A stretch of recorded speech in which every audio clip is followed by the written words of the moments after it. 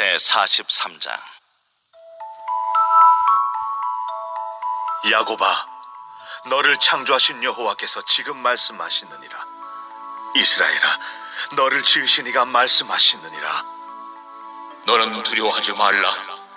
내가 너를 구속하였고 내가 너를 지명하여 불렀나니 너는 내 것이라. 네가 물 가운데로 지날 때에 내가 너와 함께 할 것이라. 강을 건널 때에 물이 너를 침몰하지 못할 것이며 네가 불 가운데로 지날 때에 타지도 아니할 것이요 불꽃이 너를 사르지도 못하리니 대저 나는 여호와 네 하나님이요 이스라엘의 거룩한 이요 네 구원자임이라. 내가 애굽을 너의 속량물로 구스와 스바를 너를 대신하여 주었노라. 네가 내 눈에 보배롭고 존귀하며 내가 너를 사랑하였은즉 내가 네 대신 사람들을 내어주며 백성들이 네 생명을 대신하리니 두려워하지 말라. 내가 너와 함께하여 네 자손을 동쪽에서부터 오게 하며 서쪽에서부터 너를 모을 것이며 내가 북쪽에게 이르기를 내놓으라. 남쪽에게 이르기를 가두어 두지 말라. 내 아들들을 먼 곳에서 이끌며 내 딸들을 땅 끝에서 오게 하며 내 이름으로 불리지는 모든 자 곧 내가 내 영광을 위하여 창조한 자를 오게 하라. 그를 내가 지었고 그를 내가 만들었느니라. 눈이 있어도 보지 못하고 귀가 있어도 듣지 못하는 백성을 이끌어내라. 열방은 모였으며 민족들이 회집하였는데 그들 중에 누가 이 일을 알려주며 이전 일들을 우리에게 들려주겠느냐? 그들이 그들의 증인을 세워서 자기들의 옳음을 나타내고 듣는 자들이 옳다고 말하게 하여 보라. 나 여호와가 말하노라. 너희는 나의 증인 나의 종으로 택함을 입었나니 이는 너희가 나를 알고 믿으며 내가 그인 줄 깨닫게 하려 함이라. 나의 전에 지음을 받은 신이 없었느니라. 나의 후에도 없으리라. 나 곧 나는 여호와라. 나 외에 구원자가 없느니라. 내가 알려주었으며 구원하였으며 보였고 너희 중에 다른 신이 없었나니 그러므로 너희는 나의 증인이요 나는 하나님이니라. 과연 태초로부터 나는 그이니 내 손에서 건질 자가 없도다. 내가 행하리니 누가 막으리요. 예전에 어떤 영화인지 드라마인지 모르겠는데 이런 내용이었습니다. 어떤 살인 사건이 일어났는데 근데 그 살인 사건 현장에 사람이 한 명 있었는데 이제 증인이 되겠죠, 그죠? 근데 그 증인이 그 사람이 하필 이 앞을 못 보는 그 장님이었습니다. 이제 앞을 못 보는 사람은 귀가 아주 예민하게 발달되고 손이나 이런 촉감이나 이제 냄새나 이런 부분들이 대신 이렇게 많이 예민하게 그렇게 발달이 되죠. 그래서 이제 그 살인범은 이제 누구인지를 이 장님은 알아요. 이 목소리를 들었고 그 사람의 체취를 맡아서 알고 있는데 근데 문제는 사람들이 이 장님을 인정을 못하는 겁니다. 증인으로 인정을 하지를 못해요. 신뢰를 못하는 것이죠. 뭐 보지도 못하는 사람이 무슨 증인이 될까, 그죠? 그래서 이제 내용이 그런 겁니다. 앞을 못 보는 장님이 어떤 증인의 역할을 해내기 위해서 인정받기 위해서 막 일어나는 그런 어떤 고군분투하는 그런 영화였는데요. 제가 오늘 이렇게 본문을 이렇게 보다 보면 보지도 못하고 심지어 듣지도 못하는 사람이 증인으로 세워지는 아주 그런 희귀한 장면을 볼 수 있습니다. 어제 본문 5절, 6절에 보면 하나님은 동서남북 사방에서 사람들을 불러 모으셨습니다. 근데 그렇게 모인 자리는 일종의 이제 법정이 되었습니다.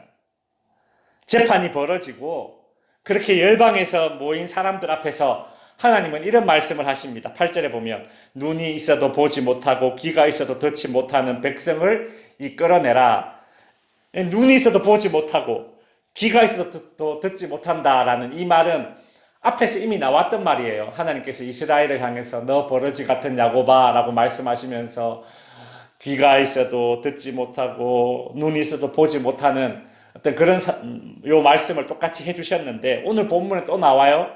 근데 보지 못하고 듣지 못하는 이 백성이 이제 이스라엘 백성인데 동서남북 사방에서 모인 사람들, 즉 열방의 민족들이 모여 있는 그 자리에서 이스라엘도 이제 함께 있는 겁니다. 이끌어내라 앞에 딱 세운 다음에 9절에 보면 열방은 모였으며 민족들이 회집하였는데 그들 중에 누가 이 일을 알려주며 이전 일들을 우리에게 알려주겠느냐. 그러니까 열방들이 모여 있는데 동서남북 사방에서 온 열방들이 사람들이 모여 있는데 그 이스라엘을 딱 세워 불러 일으킨 다음에 누가